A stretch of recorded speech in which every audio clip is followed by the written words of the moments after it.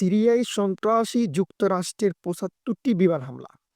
সিরিয়ায় মাত্র ১২ দিনের মাথায় হায়াতুত তাহরির আস-শামের হাতে বাশার আল আসাদের পতন হয়েছে।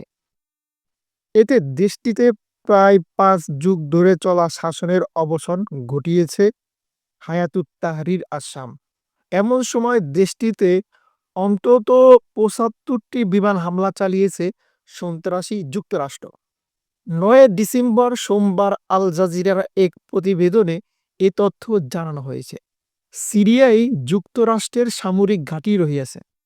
এ ঘাঁটিতে ৯০০ মার্কিন সেনা রহিয়াছে। পলায়নের দিনেও সিরিয়ার বিভিন্ন এলাকায় সন্ত্রাসী হামলা চালিয়েছে যুক্তরাষ্ট্র।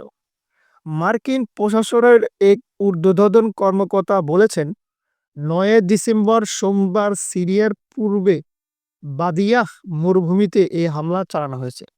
উল্লেখ্য, বাবা হাফিজ আল আসাদের মৃত্যুর পর ২০০০ সালে বাশার আল আসাদের শাসনকাল শুরু হয়।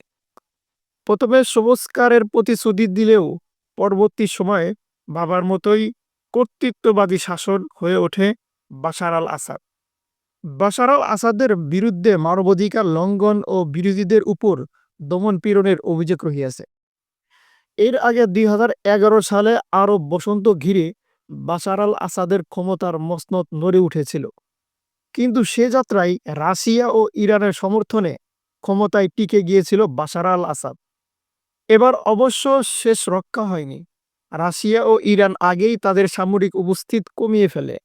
এরপরই হায়াতুত তাহরির আস-শাম শহর দখল করে এবং দেশ ছেড়ে পালিয়ে যায় বাশার আল আসাদ।